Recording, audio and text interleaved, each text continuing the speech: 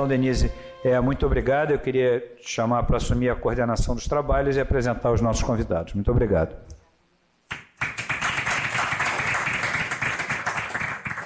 Gente, boa tarde. Obrigada, André, pelas palavras aí. Obrigada pelo convite, por abrir aqui o espaço para conversarmos sobre diabetes. Eu vou convidar, estou mudando um pouquinho aqui a dinâmica, convidar os nossos debatedores para ficarem ali sentados à frente.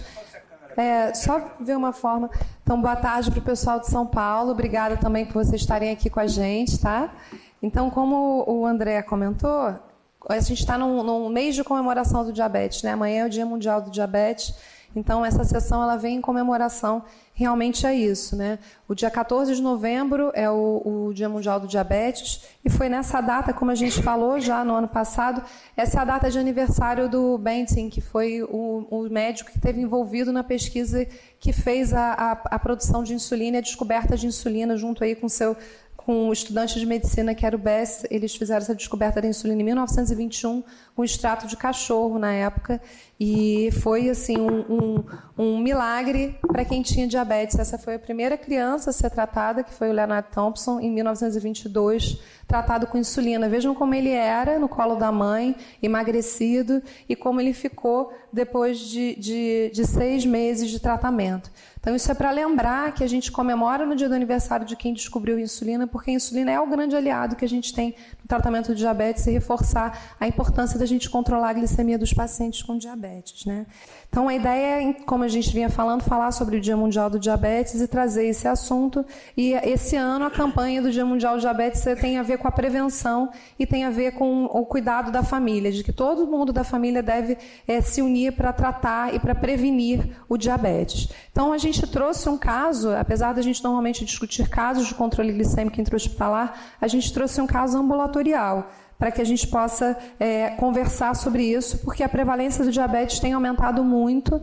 A gente tem, esses são os dados do Vigitel de 2018, mostrando aí que teve um aumento de 40% de diabetes desde 2006. A gente tem hoje uma prevalência de 7,7% de pessoas com diabetes, sendo mais comum em mulheres do que em homens. Isso só tende a aumentar. E um outro dado que hoje o Brasil é o 4º país no mundo em casos de diabetes, e a gente tem aí uma projeção para que isso aumente exponencialmente até nos próximos 2045, que a gente tenha um aumento aí de mais ou menos 30% nos casos de diabetes. Então, é realmente uma epidemia mundial, né? Então, eu trouxe um caso ambulatorial e a gente vai fazer um debate, como é de usual. Eu até tenho uns slides depois, mas eu acho que os slides, na verdade, a ideia é que eles sejam só mais para a gente ilustrar. Esse paciente, então, foi atendido em 2018, é masculino, de 59 anos, casado, empresário, tinha, na ocasião, diabetes há 14 anos de diagnóstico. Ele estava em uso, atualmente em 2018, de metformina 853 vezes, a linagliptina de 5 miligramas uma vez, desculpa, está errado ali, é só de manhã que ele fazia, glimeperida 4 miligramas antes do café, pioglitazona de 30 miligramas no almoço, insulina glargina 40 unidades ao deitar, e tinha iniciado a insulina 1 ano após a internação por hiperglicemia aqui nesse hospital. Ele tinha sido internado por hiperglicemia, a gente vai conversar um pouquinho sobre isso. Não, tinha sido internado por doença cardiovascular com hiperglicemia e acabou recebendo alta com insulina, ficou 1 ano sem acompanhamento e foi no consultório 1 ano depois. Ele tinha dieta irregular, isso é muito comum, né? Eles recebem alta, a gente otimiza o tratamento no hospital, eles recebem alta e deixam de tratar ambulatorialmente, por isso que é muito importante o segmento ambulatorial. A dieta dele era irregular, com alta ingesta de carboidratos, mas estava melhor 10 dias após a consulta com o nutricionista. Então, já tinha ido ao nutricionista, que é extremamente importante. Acho que a Tatiana pode falar melhor sobre isso depois. Não fazia atividade física, dizia que tinha hipoglicemia ocasional em horários diversos, não relacionada com omissão de refeição ou atividade física, e melhor com ingesta de doces. Não trouxe automonitorização de glicemia capilar, ele, apesar de ter sido pedido, quando ele recebeu a alta do hospital, que ele continuasse monitorizando a glicemia, ele não o fazia.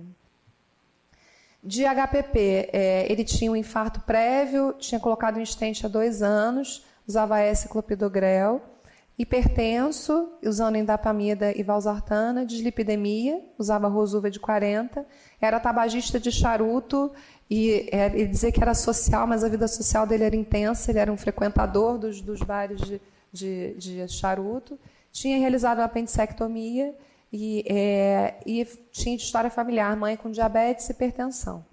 No exame, ele estava com 93 quilos, IMC de 30, e mais nada digno de nota, uma circunferência abdominal de 99.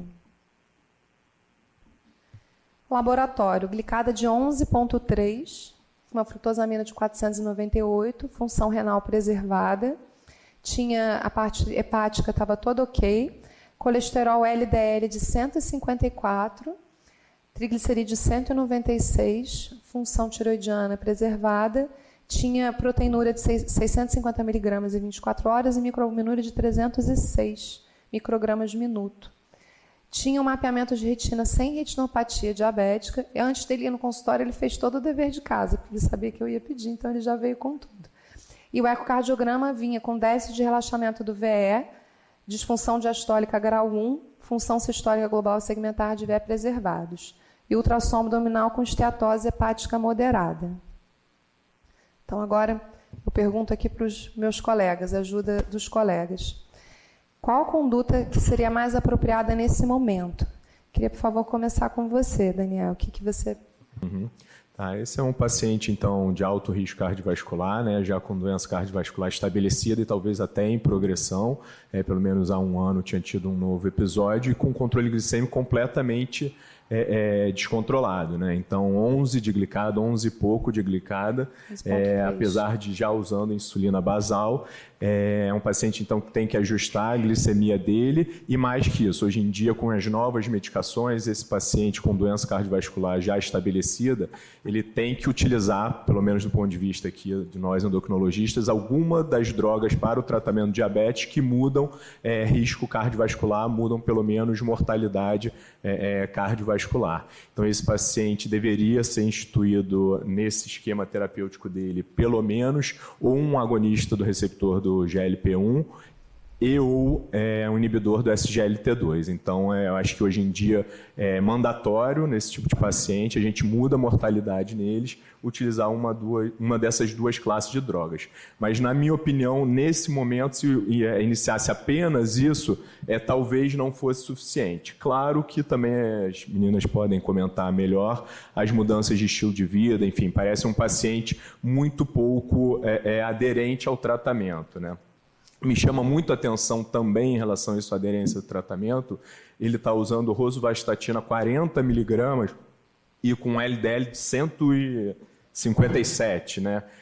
Isso dá muito impressão, óbvio, pode acontecer, mas a potência da rosuvastatina nessa dose é tão grande que manter um LDL nesse nível dá a impressão nítida de que ele não esteja utilizando de forma adequada esse rol de medicamentos que, em teoria, ele está utilizando, né? Então, 154 com 40 de Rosuva é difícil da gente ver.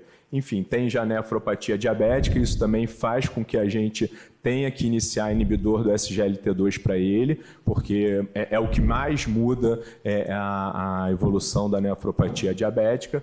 Então, com as novas drogas, eu acho que tinha que instituir uma dessas duas, talvez o inibidor do SGLT2, que enfim, altera risco cardiovascular, apesar de não ser a nossa preferência, quando o risco cardiovascular vem mais de doença aterosclerótica e menos de insuficiência cardíaca, mas com essa nefropatia já com macroalbuminúria, eu colocaria inibidor do SGLT2 sem dúvida. Do ponto de vista do controle glicêmico mais específico, ele está com muito basal e nada de bolos, nada de insulina ultra rápida. Eu provavelmente, a partir da medição de automonitorização glicêmica dele, eu iria fazer um basal bolos em termos de insulina para ele. Obrigada, Daniel. Posso só fazer uma provocação? E nesse ecocardiograma, tendo um déficit de relaxamento de VE? Isso acho até que os cardiologistas, enfim, podem se apropriar melhor disso, né?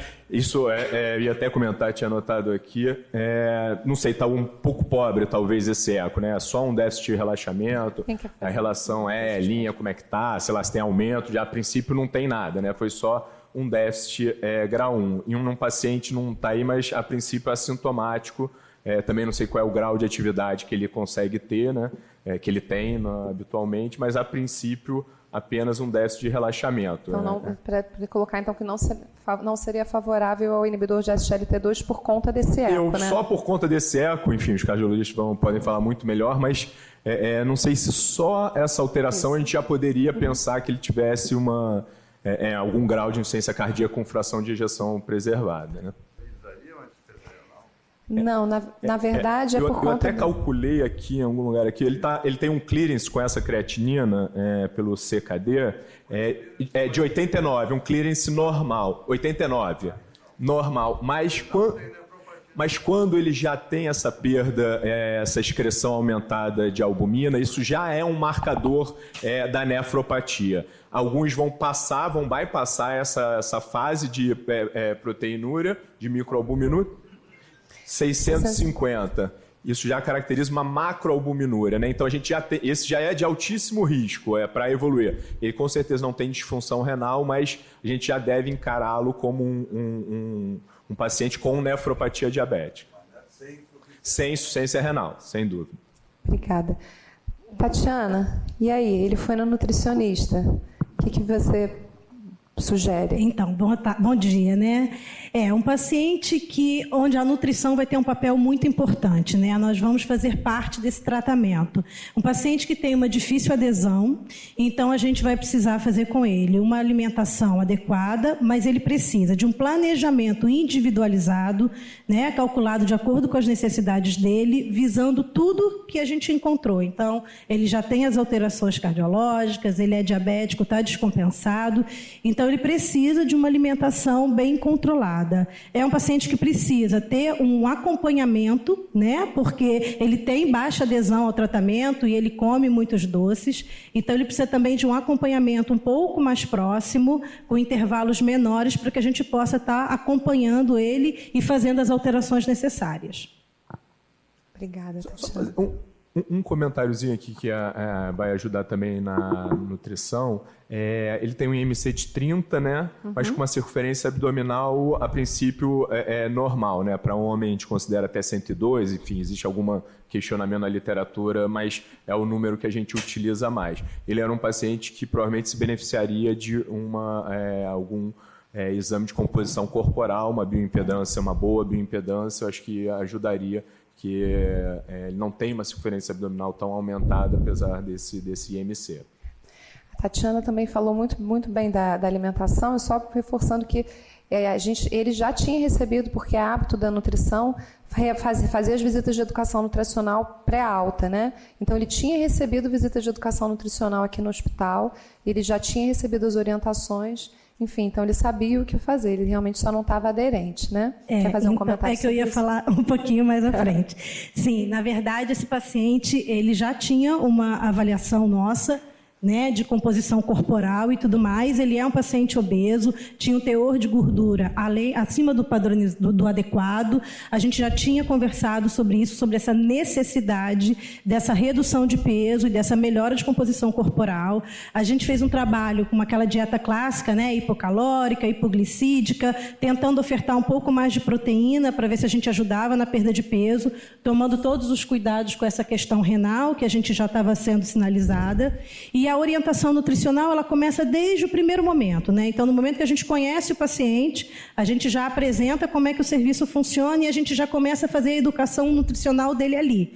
Tudo que a gente faz com o paciente durante a internação e no ambulatório, ele é sempre orientado e educado sobre aquilo que nós estamos fazendo, porque em casa é ele que faz o controle da alimentação dele. Então, a gente sai dessa questão daquela alimentação rígida, daquela antiga dieta rígida, um papelzinho que o paciente só pode comer aquilo que está ali. Não, a gente trabalha com a reeducação. Então, ele sabe o que ele pode trocar, o que ele pode substituir. Quando ele comete algum erro, ele sabe aonde que ele errou, e aí ele entende o porquê que aquele determinado alimento aumenta ou não. Ele tinha também alguns casos, né, de hipoglicemia, então também não adianta ele se sentir mal, comer muitos doces, que aquilo só vai fazer uma melhora da glicemia por um curto período. Então, se ele não fizer uma alimentação adequada, ele vai ter outros episódios. Então, toda essa orientação e essa educação é feita desde o início.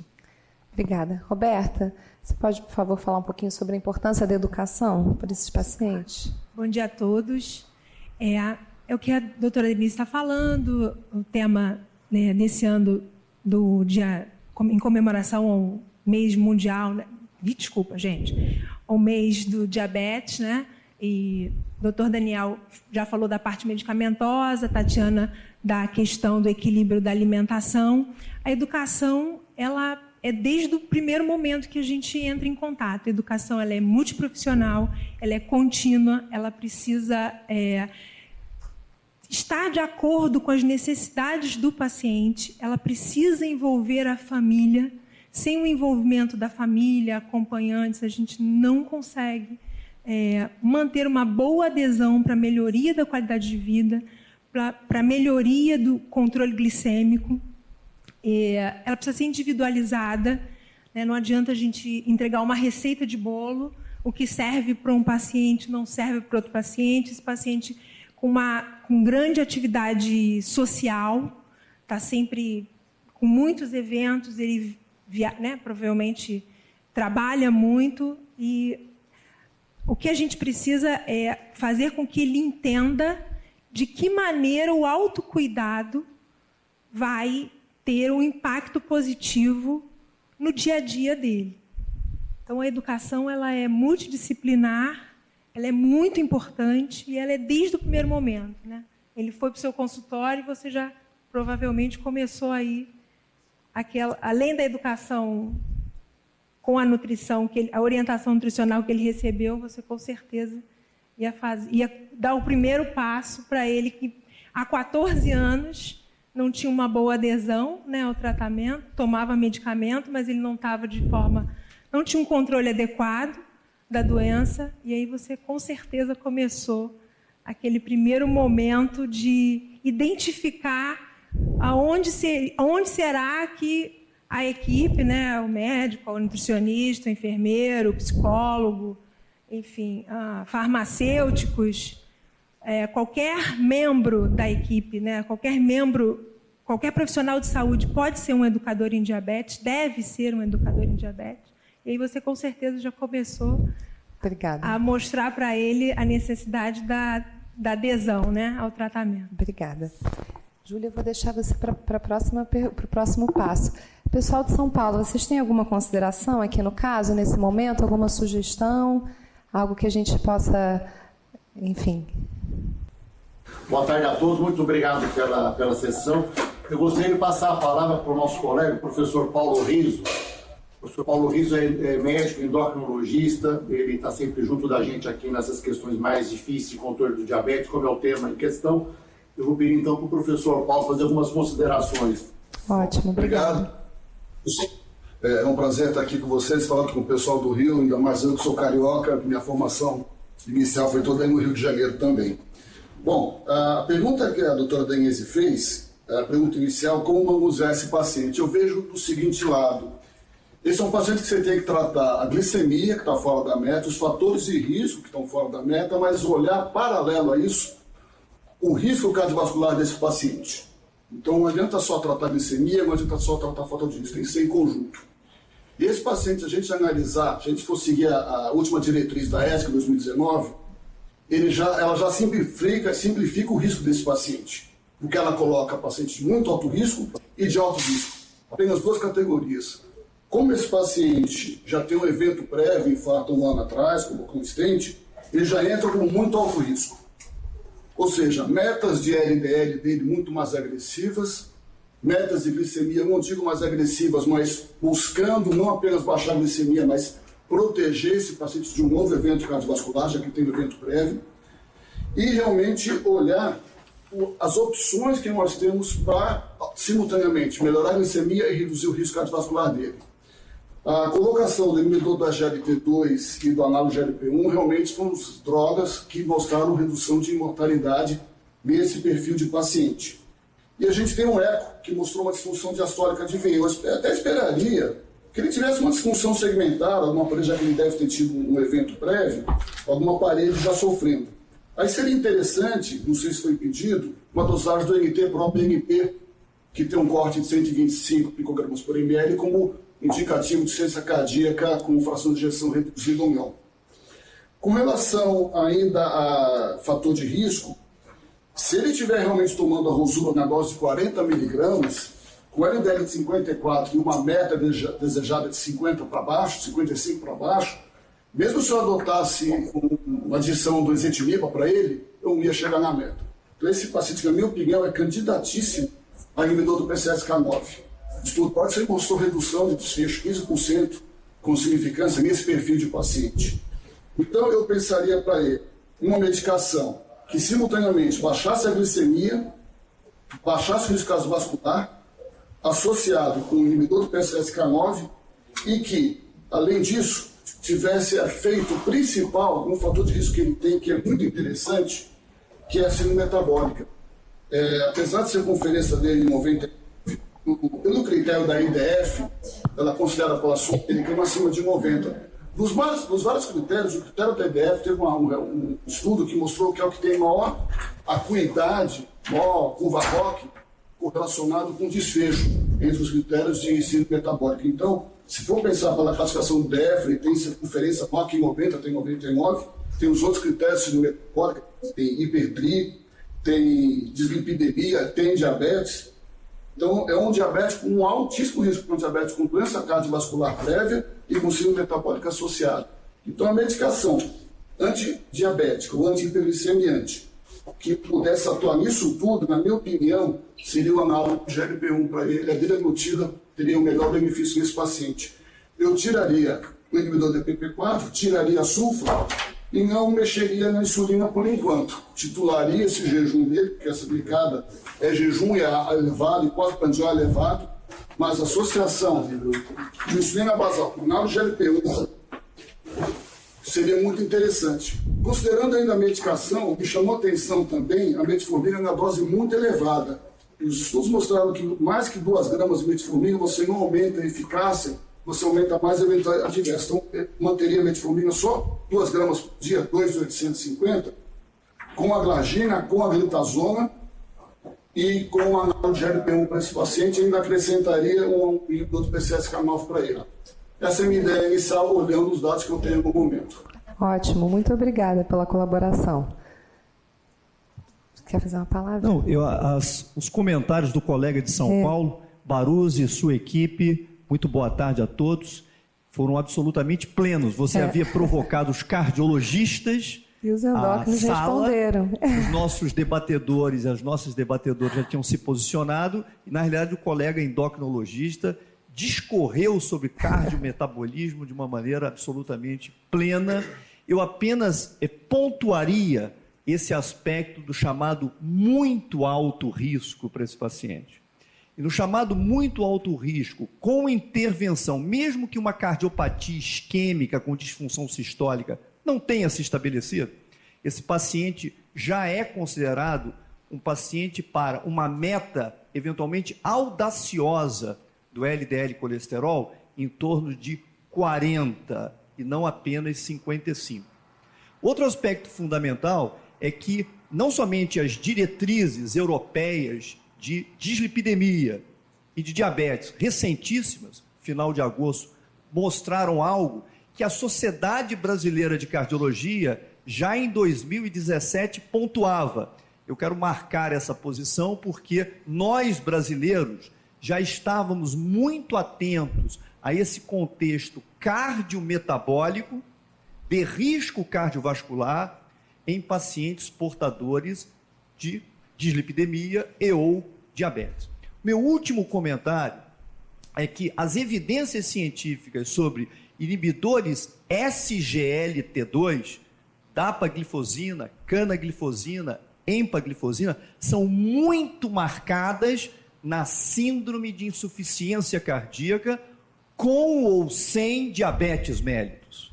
Mas esse paciente não tem insuficiência cardíaca, tem obesidade, e nessa particularidade, embora a Sociedade Europeia não dê preferência de maneira explícita, mas na prática, os análogos GLP-1, liraglutida, semaglutida, e talvez a sema com um pouquinho mais de conforto, as injeções semanais, em vez das injeções diárias, num contexto de obesidade sem disfunção sistólica, me pareça que deva ser o mais adequado, exatamente como o colega de São Paulo muito bem pontuou. Queria chamar a atenção sobre esse aspecto, porque é isso que vai determinar que não somente a doença cardiovascular evolua, mas também a doença renal. O fato desse paciente ainda não ter insuficiência renal, eu diria que ele não tem hoje, mas provavelmente no ano que vem terá. Agora, tem um aspecto muito importante que eu queria chamar a atenção, que são os hábitos de vida desse paciente. Sem modificação do estilo de vida, a sigla MEV, modificação do estilo de vida, não há como se tratar um paciente dele. Observe que ele usa todas as drogas, já insulinizado e tem uma hemoglobina glicada acima de 11. E nós sabemos que inibidores SGLT2 e análogos GLP-1 não têm grande performance nesse aspecto. Então, observem que modificação de estilo de vida, dieta, exercício, controle de peso e do estresse emocional, eventualmente com psicoterapia, é absolutamente fundamental essa conjunção para podermos tratar o paciente e não somente o seu diabetes com a sua cardiopatia isquêmica. Obrigada. Bom, então, obrigada pelas colocações de todos. Nesse momento, a gente optou por começar a empaglifosina, suspender a glimepirida e reduzir a glargina. As colocações foram todas já faladas a respeito de inibidor de SGLT2 e análogo de GLP-1. A opção pela empaglifosina foi do paciente pela questão de aderência neste momento, tá? A gente vai seguir um pouquinho no caso. A gente pediu para ele continuar fazendo a automonitorização de glicemia 3 vezes ao dia, para poder avaliar como estava esse controle, com o objetivo de tentar, talvez, otimizar a insulinoterapia e ver se haveria necessidade de começar um bolos de insulina ultra rápida. Ele foi orientado quanto à alimentação saudável e atividade física e realizado educação em diabetes. Evolução. Ele fez melhor aderência à dieta, passou a fazer atividade física, ele era bem aderente, então fala bem desse papel também da educação. A gente tem um estudo aí de educação em diabetes e redução de hemoglobina glicada, talvez seria melhor do que muito antidiabético, né? Consultas frequentes em intervalos de 4 semanas com a automonitorização, e ele começou a melhorar a glicemia com tendência a hipo, redução progressiva da glargina, e perda progressiva de peso. Depois de 4 meses, ele estava fazendo glifagem XR 2 gramas, como o colega colocou, foi ajustado. Continuava com a linagliptina, 5 uma vez, pioglitazona de 30 uma vez, a empaglifosina de 25 e 8 unidades de glargina apenas, tá? Essa era a automonitorização dele, vejam só, estava bem estável as glicemias, ele fazia direitinho. Evolução do peso e evolução de hemoglobina glicada. Vejam só, ele de setembro a dezembro foi para 7,4, de 11,3 para 7,4, 93 para 87 quilos. Com a mudança, retirando a insulina, foi adicionada a empaglifosina, retirada a sulfonilureia e já estava praticamente sem insulina, com glargina, 8 unidades. Lembrando, vou focar mais, os colegas colocaram bem a parte do cardiovascular, mas eu acabei focando mais nessa parte do controle da glicemia. Mas ele não estava usando direito a estatina, passou a usar a estatina, ele dizia que ele esquecia, que não dava tanta importância, passou a usar a estatina, e o LDL dele a gente pensou realmente nesse alvo, ele baixou, ele não chegou a ficar abaixo de 50 não, com a Rosuva de 40, mas tinha baixado nesse momento, tá? E aí, nesse momento, eu faço aqui outra pergunta. E aí, a gente está satisfeito? O que a gente poderia oferecer de melhor para ele nesse momento? Será que essa insulina fica? Júlia, você pode fazer suas colocações, por favor? Voltando aqui, então, para como ele estava, só para, talvez, a gente focar um pouquinho. Lembrando que é traenta 5 miligramas 2 vezes, desculpa. 5 miligramas 2 vezes, está errado. Sim, uma vez. Sim, tá errado. Obrigada, doutor. Vamos lá. Então, queria comentar, né?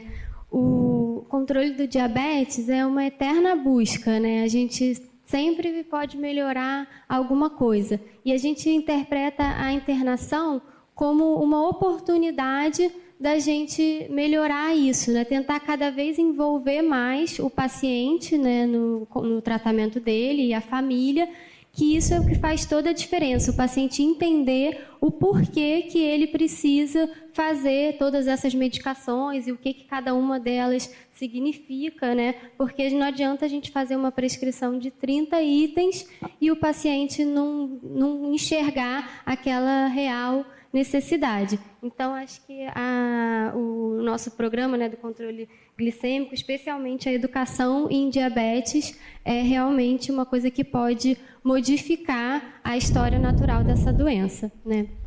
Em relação ao caso, queria comentar aqueles episódios que ele tinha, né, de podia ser uma hipoglicemia, né? Certamente não estava usando, né, aquelas 40 unidades de Lantus de forma regular, mas uma coisa também que a gente tem que orientar o paciente é quando ele começa a ter um controle melhor, né, ele pode ter sintoma de hipoglicemia mesmo com a glicose normal, né? Então, às vezes, isso também afasta um pouco o paciente do tratamento. Então, a gente orientar que nessa fase de melhora, né, de queda de hemoglobina glicada, ele pode ter uma sensação de hipoglicemia e a glicemia estar normal.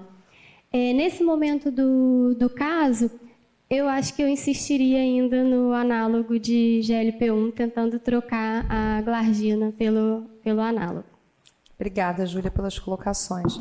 Vou passar aqui a evolução, conduta. Denise, deixa eu só fazer um comentário para reforçar aqui a mudança de estilo de vida, né? Que, como foi comentado, tanto os inibidores do SGLT2 quanto os agonistas do GLP-1 e principalmente os inibidores do SGLT2 têm uma baixíssima capacidade de redução de hemoglobina glicada. Então, assim, o benefício dele é muito mais de uma nefroproteção, cardioproteção e perda de peso. Claro que ele diminui glicemia também, mas diminui 0,3, 0,4, 0,5. Claro que quanto mais alta a glicada, qualquer medicamento vai reduzir mais. Mas nunca de 11, que foi, em princípio, a única alteração medicamentosa. A gente tirou medicamentos e o que adicionou foi a EMPA. Nunca uma queda de glicada de 11 para 7. Então, isso certamente foi a aderência, a mudança de estilo de vida e, muito provavelmente, ele não devia estar usando nenhuma das drogas muito religiosamente, né? Não foi comentado ainda de alvo, né? Mas, a princípio, um paciente coronariopata grave, um alvo ali em torno de 7 de glicada para ele estaria de bom tamanho. Na automonitorização dele, a gente tende a que pré-refeição fique entre 80 e 130, 80 e 120, talvez. Isso é importante você orientar para o paciente, que às vezes ele está com um controle como esse, que está muito bom, enfim, mas de manhã está acordando 110. Ok, ótimo, é isso mesmo que a gente quer, né? Você estava perguntando, agora se mudaria alguma coisa? O agonista do GLP-1, né? Eu acho que se a gente conseguir tirar a insulina dele, a insulina causa hipoglicemia, faz ganho de peso e não tem uma ação para além do controle glicêmico, que é sempre importante, né? Hoje em dia a gente não é mais glucocêntrico, mas não pode esquecer que a glicemia afeta o rim, afeta a retina do paciente. Um agonista do GLP-1 foi falado semanal, claro que é muito mais confortável, né? A única questão é o preço, que é mais caro, mas os dois que a gente tem no Brasil, a Sema e a dulaglutida, que são semanais, têm estudos de risco cardiovascular com proteção de endpoint primário. A única diferença... Tem até um estudo Sustain 7 que compara Sema com dulaglutida semanal, as doses mais baixas, né, 0,5 miligrama por semana da Sema e 0,75 da dula, e as doses mais altas, 1 e 1,5 grama e 1,5 miligrama da dulaglutida. Que a semaglutida teve uma melhora, teve mais intensa de queda de glicada e de perda de peso. Ambas perdem peso, mas a Sema... Então, acho que hoje em dia eu prefiro a Sema em relação à dulaglutida, a partir do Sustain 7, lembrando a Sema, questão de retinopatia, de piora da retinopatia, que ainda é uma discussão qual foi a causa, se foi uma queda rápida da glicemia ou do medicamento. Não tem nenhum indicativo biológico que seja do medicamento, mas é algo a prestar atenção, mas esse paciente era zerado de retinopatia, né? Obrigada, Daniel. Então, voltando aqui.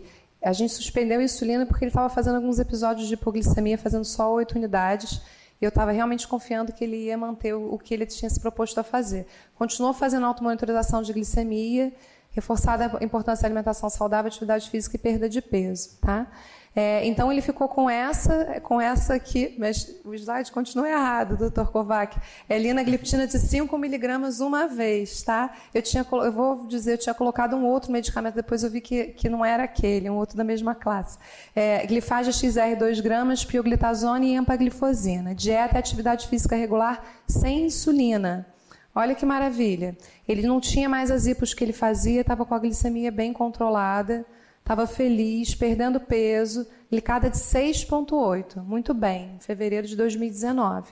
Então, enfim, acho que ele ficou bem sem a gente... sem a gente... Fiquei muito feliz, né? Então, vamos continuar aqui a evolução, para a gente ver como é a evolução vida real, né? Ele estava bem. Em fevereiro, ele não precisava mais ir ao médico. Então, ele volta em outubro.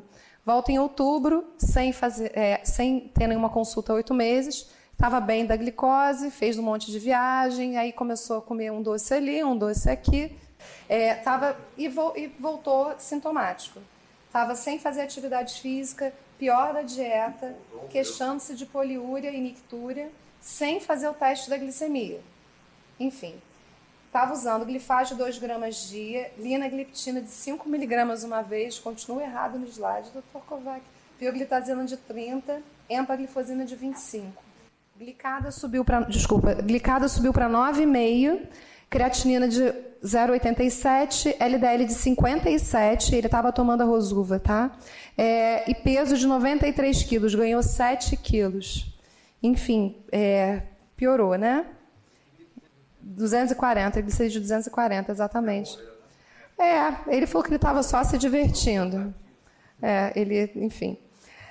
E aí, gente, me ajudem. Qual a conduta mais apropriada? Eu acho que assim, eu vou pedir para serem bem pontuais, assim, para a gente poder prosseguir, porque acho que já foi bem falado aqui, né? Eu acho que talvez eu até deixo para vocês fazerem as considerações finais e vou passar já para o que a gente fez, tá? A gente começou aqui nesse momento, suspendemos o traento e começamos a semaglutidas, que já tinha sido colocado talvez como uma opção lá no início do tratamento e agora veio como uma opção não voltar à insulina e começar a semaglutida por todos os benefícios que já foram falados, né? Ele é um paciente cardiopata, principalmente com aterosclerose, e se beneficiaria e tem o benefício da semaglutida ser uma vez por semana e perda de peso, que é o que ele estava precisando, tá? E aí ele colocou um sensor de glicemia intersticial, colocou o Freestyle Libre, reforçada a importância de atividade física, alimentação saudável e perda de peso. Ele não queria mais furar o dedo, então ele colocou o sensor. E aí eu vou falar rapidamente disso aqui, porque depois a Joana vai colaborar falando um pouquinho sobre a nova forma de se avaliar o controle glicêmico, né? Então ele colocou o sensor, esse foi o sensor na primeira semana. Vejam só, hiperglicêmico a maior parte do tempo, hemoglobina glicada estimada de 9,3, 34% de tempo dentro do alvo, entre 70 e 180, 66% acima do alvo. Joana vai depois discutir um pouquinho mais sobre isso, tá? Então, depois de 3 semanas, ele melhorou. 3 semanas já estava aí com 4 doses da semaglutida, já tinha feito um ajuste de dose, e ele obedecendo o que deveria ser feito, né? Então, para mostrar aí que ele teve essa melhora por conta disso. Eu vou terminar por aqui, só colocando algumas questões importantes e pedir para depois cada um fazer a sua consideração e abrir para discussão, e a Joana também vai fazer algumas considerações a respeito do sensor, né? Estamos num verdadeiro momento muito favorável, verdadeira revolução no tratamento do diabetes com essa quantidade de medicamentos, né? Então, a gente tem opções e tem muitas opções e não tem uma opção correta, tem várias opções corretas. Acho que isso que é importante, né? Talvez a Joana possa começar a fazer a consideração dela. Isso, porque a gente já falou aqui do sensor, né? Você pode me ajudar aqui, por favor? A Joana vai falar um pouquinho sobre essa questão das metas e do tempo no alvo, tá? Enquanto isso, alguém tem alguma colocação até esse momento? Alguma coisa que queira colocar? Pessoal de São Paulo, nosso colega e endocrinologista, com alguma consideração até esse momento? A pergunta, acho que está todo mundo pensando, o que é mais potente, o análogo GLP-1 ou o inibidor do SGLT2? O que você fez aí foi demonstrar na prática o que foi publicado mês passado no Lancet, que foi o Sustain 8. Ele comparou sema com canaglifosina, dose plena de cana, 300 miligramas, que é considerada, isso entre aspas, o inibidor mais potente em termos de redução de peso de glicada. E, então ele foi um estudo prospectivo, randomizado, controlado, e realmente mostrou. Sema, indubitavelmente, baixa mais a glicada e baixa mais o peso. Então, assim, o objetivo nesse momento era otimizar a opção do análogo, em especial a sema, sem dúvida alguma, eu faria a mesma coisa. Além da adesão, né, que é uma medicação, apesar de cara, uma adesão de uma vez por semana facilita muito o tratamento. Agora, a questão da cardioproteção, se ele não estivesse usando empaglifosina, não é que eu não fico seguro. Se a gente for pragmático, a gente não tem ainda, vou repetir, a gente não tem ainda evidência, grau 1A, ou pelo menos 2A, de proteção cardiovascular com sema. A gente tem comprovadamente demonstração de segurança, que foi o Sustain 6. O Sustain 6 foi desenhado para a segurança, foi desenhado para demonstrar superioridade. Ele demonstrou, mas com número de eventos pequeno, com follow-up de 2 anos, em poucos pacientes. O N dele foi de 2.000 pacientes. Então, ele não foi desenhado para isso. Por acaso mostrou, mas o que a gente está esperando é mais 2, 3 anos para o estudo SELECT, né? E também o Pioneer 6, que também ajudou a demonstrar, mas o especial vai ser o SELECT, que é em pré-diabético, de alto risco, ele foi desenhado para demonstrar benefício cardiovascular. Então, se ele não tivesse com a empaglifosina, esse paciente eu colocaria liraglutida. Mas como ele já está protegido com a empaglifosina, a associação com sema foi excelente. Só essa colocação eu queria falar. Obrigada, foi ótima a sua colocação. Realmente a gente conseguiu ver na prática as coisas que colocou. Obrigada. Então a Joana vai falar um pouquinho sobre o papel da hemoglobina glicada e o time range, só para a gente trazer o que tem de novidade com relação a isso. A Joana já é aqui conhecida de todas, ela é endocrinologista também do programa de controle glicêmico aqui do Hospital Procardíaco, ela é professora da UFRJ, do Diabetes e Endocrinologia da UFRJ, tem doutorado também pela UFRJ e está aqui com a gente. Pode falar um pouquinho. Obrigada, tá, Joana? Queria agradecer o convite, novamente a Denise e a toda a equipe aqui do controle glicêmico intra-hospitalar.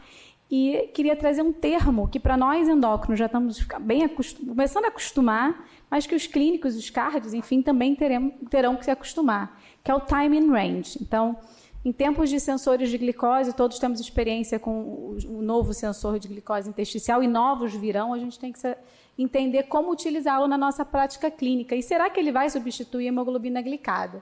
Então, rapidamente, eu vou passar pelas limitações e pelos benefícios da gente usar a hemoglobina glicada, os alvos de hemoglobina glicada, e vou falar o que é o time in range, novamente, dos benefícios e das limitações.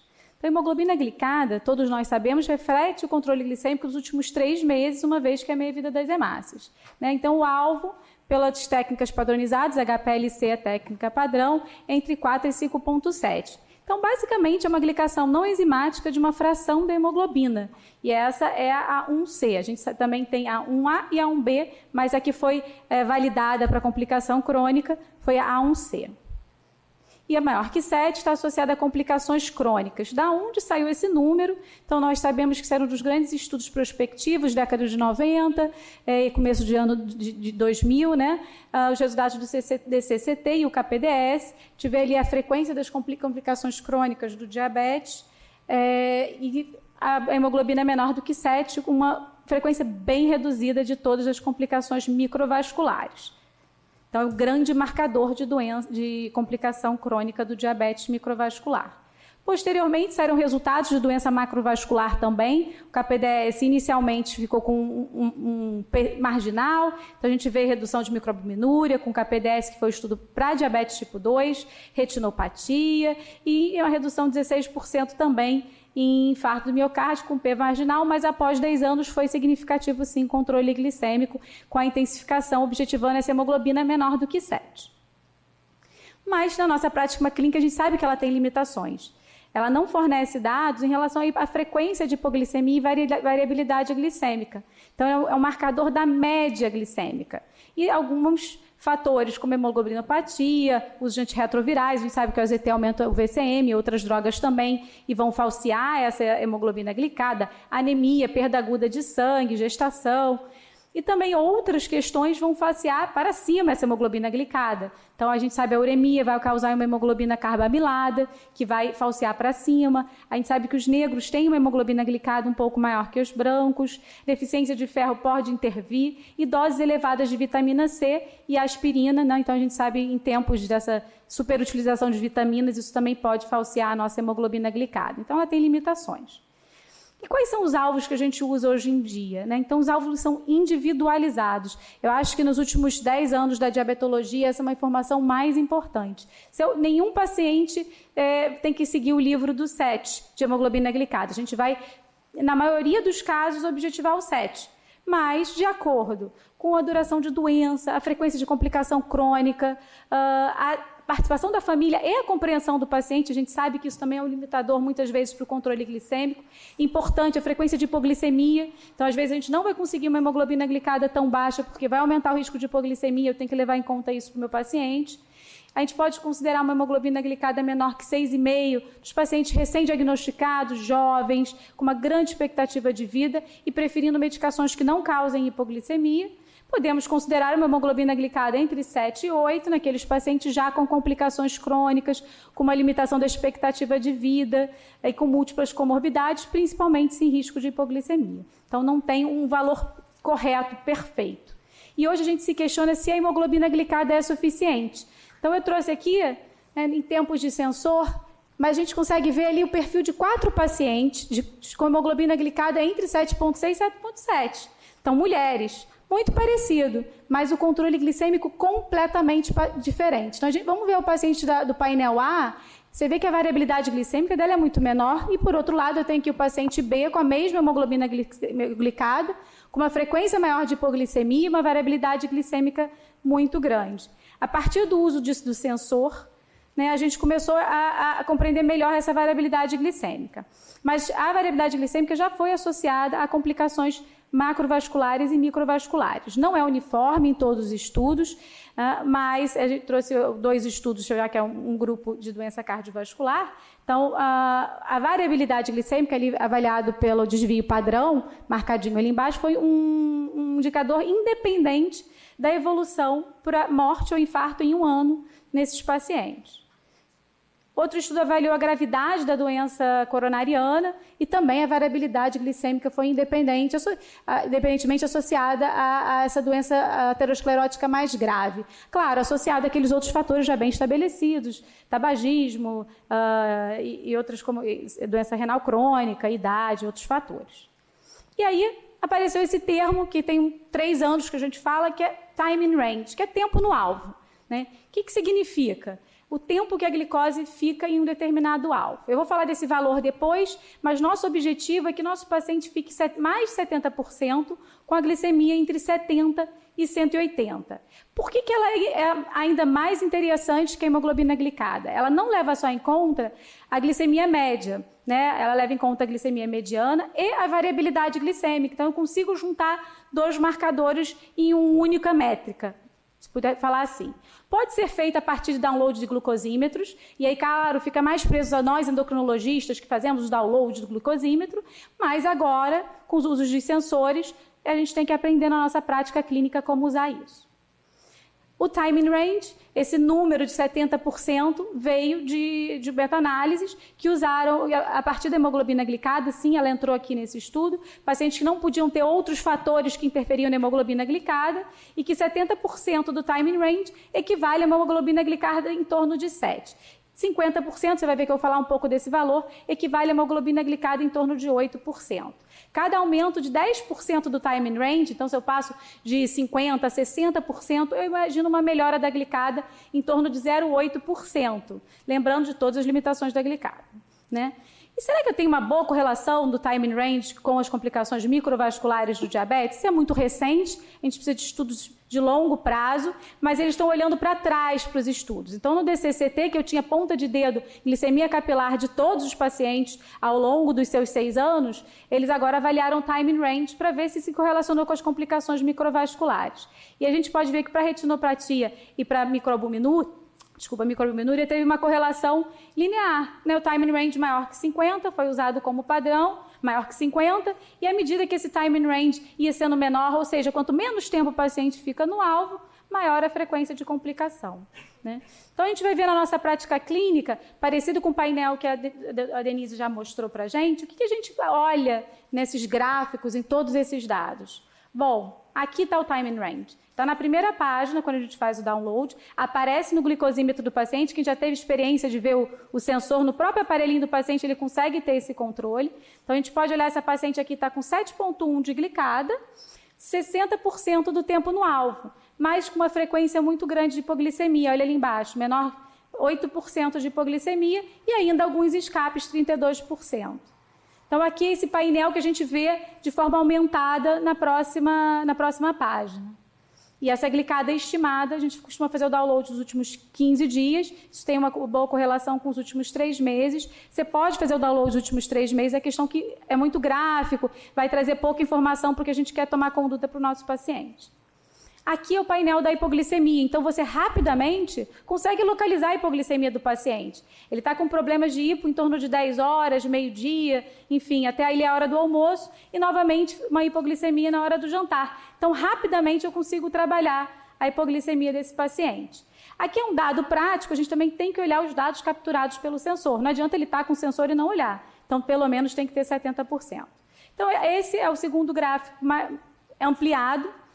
E aqui a gente consegue atuar em diversos pontos desse paciente. Tá? A linha azul escura é a mediana, a parte mais escura azul vai do percentil 25 ao 75, ou seja, 25% do tempo, 75 ele está nesse valor, e a azul mais clara vai do percentil 10 ao 90. Então a gente consegue, além de avaliar a mediana, se a mediana está dentro do alvo, eu vejo meu desvio padrão. Quais são as limitações? Claro, né, não é perfeito. Eu ainda dependo de um sensor acurado, novos sensores vão vir para o mercado nos próximos anos. Ela é a avaliação da glicemia intersticial e não sanguínea, e aí ela tem um atraso. Isso também a gente tem que educar o paciente. O sensor nunca vai ser igual à ponta de dedo. A ponta de dedo é sangue e o sensor é interstício. Então, ele vai estar em torno de 10 minutos de atraso. O paciente pode testar, daqui a 10 minutos ele pode ver se o sensor está batendo com aquela glicemia que deu na ponta de dedo há 10 minutos atrás. Tá? E lembrar que o próprio aparelhinho de glicose também tem um erro em torno de 10%. Queda em mau funcionamento do sensor. Então, a gente sabe que isso é um problema na nossa prática, enfim, é um adesivo, ele pode sair, e tem lotes, infelizmente, que não estão acurados. Algumas situações clínicas ainda não estão validadas, tem muita variação, principalmente na insuficiência renal crônica em fases terminais, e ela tem uma menor acurácia na hipoglicemia. Na verdade, a hipoglicemia é verdadeira, mas quando o paciente corrige a hipoglicemia, o sensor demora a sair. Então, a gente também tem que orientar o paciente por esse lado. Tá? Eu não tenho estudos prospectivos de longo prazo avaliando o time in range. A gente está olhando para trás, eu tenho estudos de 6 meses, alguns estudos até em terapia intensiva, saindo com a variabilidade glicêmica intra-hospitalar, mas eu preciso de estudos de longo prazo e não só olhar para trás nos estudos já feitos. Mas as sociedades americana, europeia e a brasileira vai publicar esse ano seu posicionamento, tiveram que endossar quais métricas que a gente vai avaliar para esses pacientes em uso de sensores ou de download de glucosímetros. Então, essas foram as métricas, esse consenso foi publicado esse ano, agora, em agosto, e a gente vai considerar o tempo no alvo, qual é o tempo ideal, né, a frequência de hipo e a frequência de hiperglicemia. Esse gráficozinho é mais para a gente entender que a gente tem pacientes diferentes. Então, a gente vai ter pacientes que a gente quer mais 70% do tempo no alvo, mas eu vou ter um grupo de pacientes, assim como a hemoglobina glicada, que eu quero em torno de 50% no alvo e com nenhuma hipoglicemia, né? Então, esta é a tabela do consenso, fica mais explicativo, né? A maioria dos nossos pacientes vão estar aqui, que é essa hemoglobina em torno de 7, hemoglobina glicada, com uma baixa variabilidade glicêmica, mais 70% no alvo, menos de 1% de hipoglicemias mais graves e menos de 4% de hipoglicemias mais leves. E o mínimo possível de glicemias acima de 250. Mas eu vou ter meu idoso mais frágil, que eu vou ter que ser menos restrito pelo risco de hipoglicemia. Esse paciente eu quero 0 hipoglicemia. Então, eu vou considerar um tempo no alvo em torno de 50% e menos de 10% acima de 250. Eu também não quero uma hiperglicemia super significativa. Ele vai girar em valores mais altos. Mas hoje eu posso dizer que a hemoglobina glicada o tempo no alvo veio adicionar a hemoglobina glicada. Eu ainda preciso de mais estudos. Os pacientes que usam sensor, em geral, a gente pode discutir aqui na mesa, são pacientes que estão usando insulina, que estão em mudança de terapia, como a Denise mostrou para a gente, né? Ele estava tirando insulina e mudando terapia, pode ser usada para adesão, mas a gente sabe que não é uma realidade para todos os nossos pacientes. Então, assim, o tempo no alvo ainda não dá para ser um objetivo universal. Ele vai adicionar a nossa hemoglobina glicada. Obrigada. Obrigada, Joana. Pode ficar aí. Pode ficar aí. Então, obrigada, Joana, pelas colocações. Você fez a finalização do caso. Eu vou pedir para os colegas fazerem as considerações finais, assim, rapidinho, tá bom? Depois eu vou passar lá para São Paulo. Por favor, Daniel. Em relação ao tratamento de diabetes, já falamos, estamos num momento de revolução. Só pontuar, então, acho que agonia de GLP-1. Então, a gente vai ter que escolher que problema a gente quer focar no nosso paciente. Agonia de GLP-1 mais para o paciente com doença aterosclerótica, inibidor do SGLT2 mais para o paciente com insuficiência cardíaca ou nefropatia diabética. Passou um pouquinho desapercebido, mas acho interessante reforçar que a agonia de GLP-1 não pode dar com o inibidor DPP-4 ao mesmo tempo. Então, quando começou a semaglutida, a linagliptina, o Traienta, tem que sair. E em relação aos sensores, é algo mais para o diabetes tipo 1, mas cada vez até está popularizando, o preço, enfim, ficando um pouco mais acessível. Para paciente com diabetes tipo 2, que você está ajustando, talvez ele não vai ficar o resto da vida com o sensor, mas vai ficar talvez um mês com o sensor para você ter um ajuste de dose mais eficaz.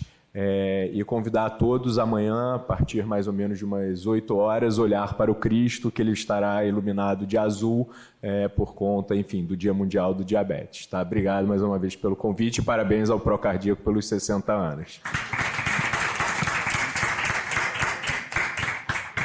Então, só para finalizar, eu queria ressaltar, né, 2 ações que nós estamos fazendo e que têm trazido excelentes resultados. Pensando sempre, como todo mundo já falou, né, na trazer o paciente para o centro do seu cuidado. Então, trabalhando com a educação nutricional, nós temos trabalhado com os pacientes com relação ao índice glicêmico dos alimentos. Então, explicando para ele que os alimentos têm diferentes velocidades de digestão e de absorção e diferentes respostas glicêmicas pós-prandiais. Então, com medidas simples, a gente está conseguindo modular essas respostas, usando métodos com alimentos ácidos, proteicos e gordurosos. Então, são ações simples. E outra coisa que tem nos ajudado muito também é a contagem de carboidratos, que a gente trabalha com os pacientes aqui, que ajuda tanto os pacientes que estão utilizando insulina, então ajuda no controle desse tratamento, como também nos pacientes que já estão sem a insulina e que têm uma flexibilidade maior no seu cardápio, porque ele sabe exatamente o que ele pode fazer de troca de carboidratos. E para o controle dos carboidratos, a gente tem até aplicativo de celular que já ajuda a fazer essa contagem. Então, fica uma coisa bem dinâmica e a adesão dos pacientes tem aumentado muito. Obrigada. Eduquem seus pacientes, os pacientes precisam ser educados continuamente, é um trabalho longo, né? Um trabalho de todo o acompanhamento, todo o segmento ambulatorial, é um trabalho multiprofissional, valorizem a equipe multiprofissional e tragam a família para o tratamento, é importante para a adesão e melhoria da qualidade de vida.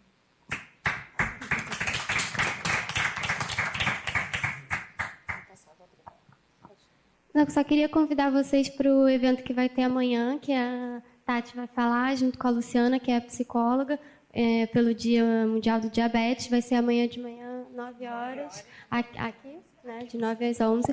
Vai ser para o público leigo, mas com certeza vocês têm muito a contribuir. Obrigada. Pessoal de São Paulo, alguma colocação antes de eu abrir aqui para a plateia? Primeiro quero dar parabéns a toda a equipe aí do Rio de Janeiro, excelentes comentários de vocês. Eu queria deixar uma mensagem final. Realmente a apresentação do Time Range muito boa. E o Time Range, o monitoramento contínuo de glicose com o tempo na meta, ele funciona realmente como, entre as várias atribuições, de educação para o paciente portador de diabetes e uma forma de individualizar o tratamento por parte do profissional de saúde, com base nos dados que o AGP nos fornece. Mas a gente não pode esquecer que as complicações do diabetes começam muito antes do diagnóstico de diabetes, da importância da prevenção do aparecimento da doença e do tratamento eficaz, correto e o mais precoce possível, que tratando corretamente, precocemente, o diabetes, você realmente vai diminuir o risco de complicações da doença. Então, realmente, isso que você colocou é bem importante. Eu até, quando a gente colocou o sensor, quando eu coloquei o sensor nesse paciente, foi muito com essa intenção também, de monitorizar para eu saber se eu precisaria ser mais agressivo para começar a insulina logo para ele, e também para que ele possa ver, porque o sensor ele tem essa vantagem. Quando você pede para fazer a glicemia capilar, já é muito bom, porque ele vê a glicemia, mas com o sensor, a facilidade de ter acesso à glicemia é muito grande, então a aderência acaba sendo maior. A pessoa observa que determinado alimento faz com que aumente a glicemia, então isso faz com que você consiga fazer um ajuste ali também de alimentação, de atividade física, fica com mais tranquilidade do tratamento. Por isso que a resposta foi tão rápida. E ele é um paciente aderente quando quer e não aderente, e livre quando ele quer também, né? Mas obrigada por essa colocação. Você quer fazer algum comentário, Roberta? Eu queria falar que assim, o nosso público é um público de pacientes com mais idade, e mesmo assim a gente tem uma boa adesão quando é indicado a automonitorização através do sensor. Que assim, a gente pode imaginar que o público mais jovem, né, os pacientes mais jovens vão aderir de forma melhor, mas o paciente com mais idade tem tido boa adesão, né? Nossa percepção aqui no Hospital Procardíaco que esse público com mais idade também tem conseguido bom controle através da monitorização com sensor. E o objetivo da Joana trazer esses dados é porque nós, profissionais de saúde, temos que nos habituar a ler também de uma forma uniforme. Porque a gente diz assim, tá bom, bem controlado com o sensor, mas o que é esse está bem controlado? É daí que veio essa necessidade de normatização do timing range, que é um termo que a gente vai acabar usando cada vez mais para dizer que o paciente com diabetes está bem controlado. Então, vou abrir aqui, por favor, pode fazer seus comentários. Obrigada, Joana. Excelente sessão. Queria só fazer uma pergunta rápida sobre 2 pontos, né, especialmente aos endocrinologistas, em relação a essas recentes recomendações do ESC, né, da Sociedade Europeia, né, que foi até um ponto de discussão colocada lá no fundão por uma endocrinologista, essa questão da metformina em relação aos pacientes de alto risco cardiovascular, virgens de tratamento, em que colocam já a introdução da glifosina antes da metformina. Se isso não é um ponto crítico, né, que parece que está havendo até um questionamento da Organização Mundial de Saúde em relação a essas recomendações da Sociedade Europeia, se a Sociedade Europeia tem condições de arcar, né, com essa recomendação, que parece que os próprios endocrinologistas têm colocado um ponto crítico grande em cima disso. Gostaria de ouvir a opinião. E o segundo ponto é em relação ao baixo nível de recomendação dessas diretrizes para a utilização de métodos não invasivos, né, que sabidamente, né, podem ser benéficos na reestratificação de risco, como a própria avaliação de doença vascular periférica pelo TBI, o score de cálcio, a própria avaliação de espessura média intimal, como isso tem sido visto de uma forma mais ampla. Então, com relação à sua primeira pergunta, na realidade, essa recomendação deles, até vou abrir para os outros colegas se quiserem colocar, como já foi falado, foi baseado, os estudos eles foram estudos de segurança cardiovascular, né? Que avaliaram e que teve o benefício de ter redução de evento cardiovascular, mas eles não são estudos que necessariamente se coloquem numa prevenção primária. Quando se recomenda, a minha interpretação, então, a resposta rápida para a sua pergunta é que não existe uma evidência científica científica que corrobore ser o inibidor de SGLT2 primeira linha na frente da metformina, até porque a grande maioria dos pacientes desses estudos estavam usando a metformina. A impressão que eu tive, aí foi uma interpretação que eu tive ao ler esse consenso, é que em alguns pacientes em que não vai ser possível usar a terapia dupla, porque ele já vem de um nível de hemoglobina glicada que não permita que eu use terapia dupla, e que esses tenham doença cardiovascular estabelecida, a gente poderia, na hora de escolher entre um dos dois, escolher o inibidor de SGLT2. Essa foi a interpretação que eu tive. Então, se você parte de um diagnóstico de diabetes com uma glicada de 7, o paciente tem insuficiência cardíaca, aí, enfim, em vez de eu colocar a metformina, apesar de, um parênteses, a metformina ser segura em pacientes com insuficiência cardíaca, a gente optaria por colocar o inibidor de SGLT2. Foi a interpretação que eu tive dessa recomendação do consenso. Mas a gente não tem, nesse momento, nenhuma evidência científica que tire a metformina do lugar como primeira linha, né? Você quer fazer alguma outra colocação, João? Eu concordo com a Denise, né? Vocês tiveram ontem uma discussão na CARD lá do Fundão com a doutora Lenita, e a gente já tinha discutido esse guideline, enfim, e não há evidência. Essa sugestão acho arriscada, um pouco do ponto de vista de saúde pública. Sim, a metformina tem estudos, nunca vai ter um estudo randomizado controlado com metformina, mas todos os estudos retrospectivos mostram redução de internação por IC, redução de doença aterosclerótica com metformina, então ela tem ainda um peso ali também nessas outras questões que a gente tem que olhar com cuidado. Eu concordo com a Denise que vai deixar brecha para aquele paciente ou que não tolere metformina, que você vai estar mais seguro para dar um inibidor do SGLT2 na IC, mas lembrando que foi, principalmente na IC de fração reduzida, a gente não sabe ainda para ICFEP, tem que sair o resultado dos estudos, mas olhar com cautela. E com frequência o que a gente faz é a associação da SGLT2 com a metformina, talvez em dose menor de ambos, para minimizar até efeito colateral. Dr. Kovac, por favor. Depois eu respondo a sua segunda pergunta. Desculpa, te interrompi. Vai lá, Dr. Kovac. Obrigado. Eu fiz questão de estar presente nessa reunião porque é um assunto que me interessa particularmente, inclusive pessoalmente. A minha pergunta primeira é com relação à nutróloga, de como ela faz com um paciente que tem um diabetes moderado e níveis de creatinina de 2 e pouco, quer dizer, já com grau de insuficiência renal, em que há necessidade de restringir proteínas e aumentar muito a hidratação, etc. Então, essa é a primeira pergunta. A segunda pergunta é de ordem prática. Não é pergunta, é um comentário. Você tem uma série de coisas que o governo fornece, inclusive medicamentos gratuitos. Mas a fita, por exemplo, para fazer a medida da glicose capilar é cara, é muito cara, e eu não sei se o governo paga. E a segunda é em relação ao sensor. O sensor também, ele necessita de uma quantia bastante dispendiosa e com controle ainda de pilhas e tudo que tem que ser refeito. Eu pergunto se há uma ideia de que possa ser auxiliado por alguma entidade ou do governo ou do Estado. Porque realmente, para manter o controle, não é fácil para o paciente que não tem recursos de ter os recursos para poder ou comprar fita ou comprar o sensor. Com relação ao custo, já tem indicação já no sistema de saúde público de recebimento de tiras para os pacientes com diabetes sem uso de insulina plena. Eles podem utilizar. É fornecido? Fornecido pelo sistema de saúde pública. O sensor ainda não. E quem usa só antidiabético oral também não recebe fitas. O sensor está em torno de quanto, mais ou menos? R$500 por mês. 250 a 14 dias, R$500 o mês. R$500 por mês. Tatiana, vou pedir para você ser breve, por favor, na sua colocação. Eu gostaria de... Para o doutor Evandro depois fazer as considerações. Moderado, com insuficiência renal, já incipiente, mas com creatinina de 2. Isso. Então, nesse caso, a gente além do controle, né, dos carboidratos, com tudo que nós já falamos, ele também vai precisar fazer uma restrição proteica. Né? Então, a gente faz uma restrição, não precisa ser tão severa. Normalmente, a gente faz em torno de 0,7 gramas de proteína por quilo de peso. Se tolerar bem, 0,8, se não tolerar muito bem, aí a gente restringe e faz a utilização das proteínas que são menos agressivas, né, para os rins. Então, pode utilizar algumas proteínas de origem vegetal que vão fazer o efeito da proteína e não são tão agressoras. E o ovo, né?